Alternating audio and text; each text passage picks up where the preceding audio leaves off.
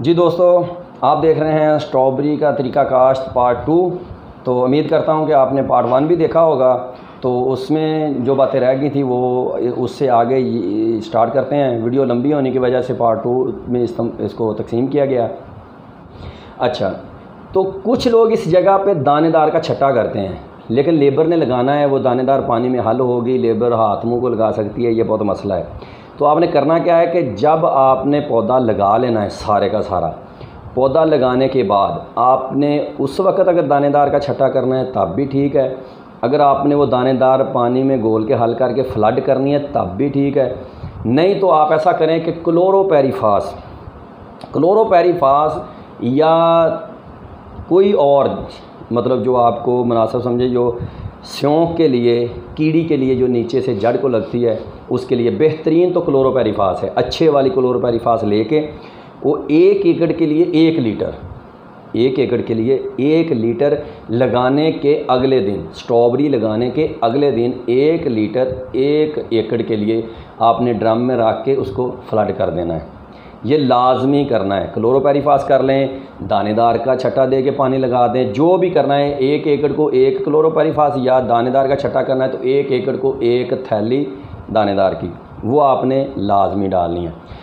उसके बाद जब पौधे आपके लग गए, मुकम्मल हो गए, उसके बाद आपने खाद शुरू करनी है।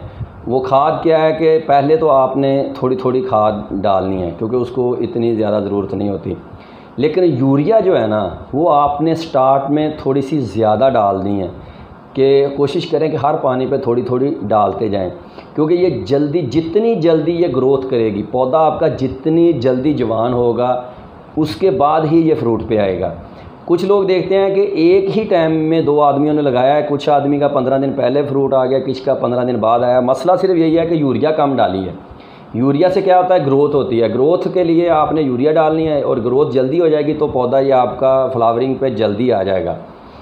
तो जब आपका पौधा फ्लावरिंग पे आ जाए, फूल लगने शुरू हो जाए, उस वक्त 1 एकड़ को क्लोरोपैरीफास आपने फिर लाजमी फ्लड करनी है।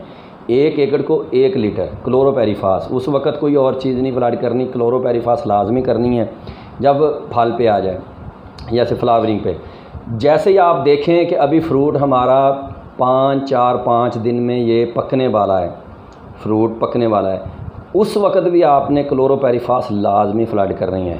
ये जो क्लोरोपैरीफास है ना, आपके खेत में जो पौधे अक्सर देखे हैं कि पूरा खेत सब्ज होता है, किसी जगह पे थोड़ा सा पौधे का पत्ता जो है ना वो खुश्क हुआ, उसके बाद 2-4 पत्ते आहिस्ता आहिस्ता पौधा जो पूरा खुश्क हो जाता है, वो काला हो जाता है, खुश्क हो जाता है। फिर दूसरी जगह ऐसे आहिस्ता आहिस्ता बढ़ता जाता है, वो नीचे से एक कीड़ी जो है ना वो पौधे को लगती है। तो क्लोरोपैरीफास आप स्टेप बाय स्टेप तकरीबन, यानी कि ये मान लें कि 1 महीने बाद आपने वो क्लोरोपैरीफास जो है ना 1 महीने बाद, 1.5 महीने बाद इसको फ्लड करते ही रहना है। और जब आप फ्रूट तोड़ने लग जाएंगे उस वक्त क्लोरोपैरीफास आप फ्लड कर सकते हैं, मसला नहीं है। लेकिन करने से होगा क्या कि आपके वो जो क्लोरोपैरीफास है ना वो जहर पौधे में जाके फ्रूट में जाती है। तो कोशिश करेंगे जिस दिन आपने क्लोरोपैरीफास डालनी है उस दिन आप सारी तड़ाई कर लें। तड़ाई करने के बाद आपने क्लोरोपैरीफास डाल देनी है और उसके 2 दिन बाद आपने दोबारा तड़ाई करनी है। 2 दिन आपने उसकी तड़ाई नहीं करनी। अगर कर लेंगे होता कुछ नहीं है, लेकिन एहतियात अच्छी बात है कि 2 दिन आपने कोई चीज़ उसमें नहीं तोड़नी और ना ही खुद खानी है। 2 दिन के बाद आप तड़ाई करें तो इंशाल्लाह ताला कोई चीज़ भी उसके नज़दीक नहीं आती। अच्छा, तो जैसे ही आपने वो पौधा आपका फ्लावरिंग पे आता है ना तो आपने उसको SOP पोटाश 1 एकड़ को तकरीबन 10 किलो जो है ना वो आपने डालनी शुरू करनी है। और कोशिश करनी है कि हर पानी पे 1 एकड़ को हर पानी पे आधी बोरी नाइट्रोफास और 10 किलो SOP पोटाश ये आपने लाजमी डालनी है। उसके साथ आप सल्फ़र भी डालें, इसको कोई मुश्किल नहीं है। 1 एकड़ को 2 किलो सल्फ़र डाल दें, 4 किलो डाल दें, वो स्टेप बाय स्टेप डाल दें।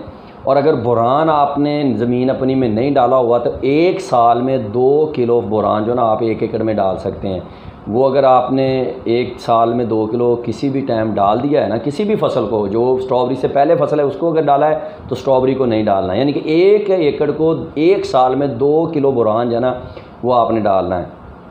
और अगर आपने कभी नहीं डाला तो फिर डालना आपने कैसे है कि एक पानी के साथ आप 5 किलो बोरान जो है मतलब आधा किलो बोरान जो है वो फ्लड कर दें, और उसके बाद दूसरे पानी पे आधा किलो, फिर तीसरे पानी पे आधा किलो, ऐसे करते करते यानी कि 1-2 माह में आप 2 kg वो पूरा कर दें, क्योंकि फसल को आहिस्ता आहिस्ता लगता रहेगा।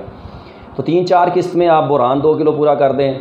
और सल्फ़र जो है ना, ये कोशिश करें कि हर खाद के साथ किसी भी फसल को, स्ट्रॉबेरी नहीं किसी भी फसल को सल्फ़र जो है ना वो 1 किलो 1 एकड़ के लिए आप लाजमी फ्लड करें। किसी भी खाद के साथ कोई भी खाद डालनी है, किसी भी फसल को डालनी है, तो स्ट्रॉबेरी को जब भी आपने खाद डालनी है तो वो कोशिश करें कि 1 किलो सल्फ़र जो है ना उस साथ में लाजमी डालें। और फ्लावरिंग आने से पहले आपने इसको जिंक भी लाजमी डालनी है। कोशिश करें कि 5 किलो जिंक जो है ना वो इसको डाल दें, और जिंक डालने के बाद 12 दिन तक आपने नाइट्रोफास या DAP कोई भी फास्फोरस खाद वो नहीं डालनी, और फास्फोरस खाद के साथ मिला के भी जिंक नहीं डालनी। आप उसके साथ सल्फ़र मिला सकते हैं, कोई मुश्किल नहीं है, यूरिया मिला लें, कोई भी चीज़ मिला लें, सही है, नाइट्रोफास के साथ, लेकिन जिंक के साथ आपने फास्फोरस नहीं मिलानी, यूरिया मिला लें, कोई मसला नहीं है। तो खाद जो है ना आपने ऐसे डालते चले आना है। जब आपने पहले फ्लावरिंग से पहले जो भी डालना है ना वो आपने यूरिया ही डालनी है, ज़्यादा कोशिश करें यूरिया की।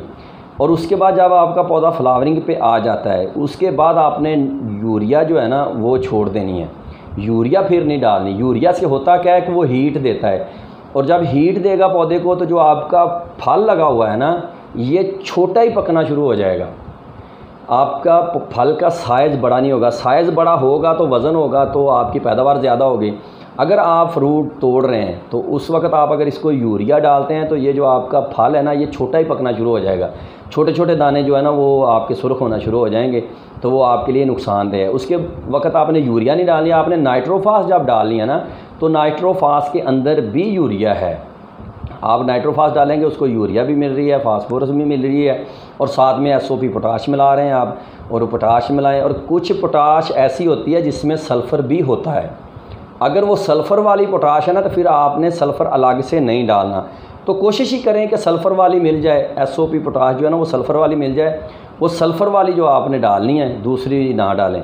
तो ये आप नाइट्रोफास और पोटाश जो मिला के डालते जाएं, और जो एहतियाती तदाबीर है वो मैंने आपको बता दी हैं।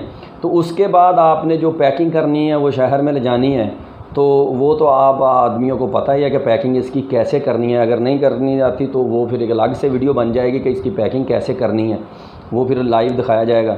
लेकिन जो एहतियाती तदाबीर है वो मैंने आपको बता रहा हूँ कि आपने क्या क्या करनी है। और खाद जो है आपने जैसे मैंने बताया आप ऐसे ही डालें।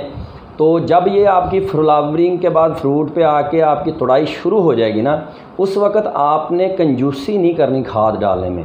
हर पानी पे ज़्यादा ना डालें, 1 बोरी ना डालें, 2 ना डालें, लेकिन आधी बोरी 1 एकड़ को नाइट्रोफास और 10 किलो SOP पोटाश ये लाजमी डालते जाएं, आहिस्ता आहिस्ता पौधे को मिलती जाएगी। और जब ये आपका क्या नाम है मतलब फ्रूट शुरू हो जाएगा, उसके बाद कोशिश करनी है कि एक दिन छोड़ के एक दिन आपका पानी लगता जाए। होता क्या है कि जब आपकी ज़मीन के अंदर थोड़ी बहुत खुश्की आ जाती है, आप देखते हैं कि नीचे से जो खेल है ना वो उसमें अभी नमी है, लेकिन आपकी खेल में नमी है, जिधर पौधा टॉप पे आपने पौधा लगाया उधर से खुश्क हो गया है। जैसे ही खुश्क होगा ना उधर से इसको कीड़ी पड़ना शुरू हो जाएगी, सही है, इसको नीचे से फंगस पड़ना शुरू हो जाएगी। तो आपने करना क्या है कि इसको खुश्क नहीं होने देना, ठीक है। इसको आपने पानी एक दिन छोड़ के एक दिन में आपने लगाते जाना है। उसमें क्या होगा कि ये जो नीचे से कीड़ी पड़ती है ना वो नहीं पड़ेगी। और क्लोरोपेरिफास तो आपने तकरीबन 1 माह बाद उसको फ्लड करते ही रहना है। तो मेन चीज़ है ना, इसको पानी बहुत ज़्यादा लगाने हैं। पहले पानी कम लगा लेंगे मुश्किल नहीं है, लेकिन जब तुड़ाई शुरू हो जाएगी ना उस वक्त, तुड़ाई जब शुरू होती है ना वो मैं इसलिए बता रहा हूँ कि उस वक्त थोड़ी सी गर्मी आ जाती है। जब गर्मी आ जाती है ना तो उस वक्त पानी इसको ज़रूरत होती है। ऊपर से टॉप से ये खुश्क हो जाना शुरू होती है, नीचे से मतलब होती है नमी अभी, लेकिन ऊपर से जो है ना ये खुश्क होती है। आम आदमी को पता नहीं चलता क्योंकि ऊपर छापर दिया होता है, तो आदमी सोचता है कि यार नीचे अभी बहुत गीली है, लेकिन नीचे गीली है, जिधर आपने टॉप पे पौधा लगाया वो खुश्क हो गया है। तो आपने करना क्या है कि आपने पानी जो है ना एक दिन छोड़ के एक दिन, पानी भर के नहीं लगाना, पतला पानी लगाना है, लेकिन एक दिन छोड़ के एक दिन लगाया जाना है। और खाद हर पानी पे फिर आपने नहीं डालनी, आपने 7 दिन के हिसाब से मतलब डालनी है। कि आप खाद जो है ना वो 7 दिन पे ले जाएं, यानी कि एक दिन छोड़ के एक दिन पानी लगाते हैं ना आप, 1 या 2 पानी छोड़ के 7वें दिन आपने या 8वें दिन आपने खाद डाल देनी है। हर पानी पे खाद फिर ना डालें जब आप पानी बार बार लगा रहे हैं। तो पहले जो पानी है वो थोड़े से देर से लगेंगे, जब आपकी तुड़ाई शुरू हो जाएगी ना उस वक्त आप जितना ज़्यादा पानी लगाएंगे उतना ज़्यादा फ्रूट का साइज़ मोटा होगा और उतने ही पौधे आपके कम मरेंगे। और जितना आप पानी लगाते जाएंगे उतनी देर तक आपकी स्ट्रॉबेरी जो है ना वो चलती जाएगी। अक्सर जो है ना ये मार्च के एंड में, अप्रैल के शुरू में ख़त्म कर लेते हैं लोग, लेकिन हमारी अल्हम्दुलिल्लाह जून से थोड़ा सा दिन पहले जो है ना ख़त्म हुई है, और वो भी हमने ख़ुद ही ख़त्म की है। उस वक़्त थी लेकिन हमने ख़ुद ख़त्म कर दी कि आगे फसल चेंज करनी थी। तो ये मैं बताना चाह रहा था, जो अपना तजर्बा था, मेरा ज़ाती तजर्बा। तो इंशाअल्लाह ताला इन जो बातों को मैंने आपको बताई हैं, इन बातों पे जो अमल करेगा इंशाअल्लाह वो पैदावार भी ज़्यादा लेगा और उसका फ्रूट साइज़ भी मोटा होगा, और इंशाअल्लाह ताला उसका जो रंगत है ना वो भी आप देखेंगे कि SOP पोटाश डालने से उसका रंग कैसा होता है। तो ये नहीं सोचना कि इतनी ज़्यादा खाद अभी डाल रहे हैं कि यार पोटाश जो है 10 kg हर मतलब 1 महीने में, ये तो 40-50 किलो हो गई। ये देखें कि अभी 3000 की SOP पोटाश आती है, ठीक है। आप 3000 की SOP पोटाश 25 kg लेते हैं, वो 25 kg आप 20 दिन में डाल देते हैं, तो 25 किलो का मतलब 3000 रुपये की आपने डाली है ना, वो 20 दिन में आपका 3000 खर्चा आ गया है। तो वो SOP पोटाश डालने से आपके 1 एकड़ में अगर कुछ भी नहीं तो आपकी अगर एक टोकरी जो है ना वो भी ज़्यादा निकलती है ना, तो एक टोकरी जो है ना उसमें 8, 9, 10 किलो तक डल जाती है। और 10 किलो स्ट्रॉबेरी जो है ना वो आपकी, वो सोच लें कि 100 रुपये किलो के हिसाब से 1000 रुपये की टोकरी है। तो एक दिन छोड़ के आप एक दिन तोड़ रहे हैं, तो आपकी एक दिन छोड़ के एक दिन 1000 रुपये का प्रॉफिट आ रहा है। मतलब कि आप अगर 20 दिन में तोड़ेंगे ना, तो 20 दिन में 10 तोड़ाइयाँ होंगी तो 10,000 मतलब प्रॉफिट होगी। 10,000 में आपने SOP पोटाश डाली है 3000 की, 10,000 से 3000 निकाल के आपको 7,000 का फ़ायदा हो रहा है। ये नहीं सोचना कि हम इतनी खाद क्यों डालें। अगर SOP पोटाश आप कम डालेंगे तो आपकी एक टोकरी भी कम होगी ना, तो समझे कि आपकी 10,000 रुपया 20 दिन में से कम होगा। अगर ज़्यादा खाद डालेंगे तो ज़्यादा पैदावार आएगी। लोगों के मुकाबले में देख लेना आपकी पैदावार ज़्यादा आती है। मैं जब खाद डालता था ना तो मैं एक पानी छोड़ के एक पानी पे मतलब हर 12-13 दिन बाद एक नाइट्रोफास और एक SOP पोटाश का थैला 25 kg का पूरा डालता था। तो महीने में 2 बार डाल देता था। तो अभी जो ना, अभी जब मैंने इंशाल्लाह अभी लगानी है तो हर 8 दिन बाद, क्योंकि वक्फ़ा थोड़ा सा कम कर देना है, आहिस्ता आहिस्ता खाद उसको मिलती रहे, वक्फ़ा ज़्यादा लंबा ना हो। तो 10 kg 8 दिन बाद पोटाश और नाइट्रोफास आधी बोरी ये डालते जाना है। और खाद डालने से आपकी प्रॉफिट बढ़ेगी, स्ट्रॉबेरी की साइज़ बढ़ेगा और रंगत में देखना कि आपका रंग स्ट्रॉबेरी का कैसा है। तो ये कुछ बातें थी जो मैंने आप लोगों से शेयर करनी थी, और इंशाल्लाह उम्मीद करता हूँ लोगों को समझ आई होगी। अगर किसी बात की ना समझ आई हो तो वो कमेंट्स कर सकता है वीडियो के नीचे, इंशाल्लाह ताला उसका जवाब दिया जाएगा। तो सबसे मैं दरख्वास्त करूँगा कि ये पैदावार अच्छी है, इसमें मतलब प्रॉफिट भी है, तो ये काश्त करें, इंशाल्लाह ताला आपको फ़ायदा होगा।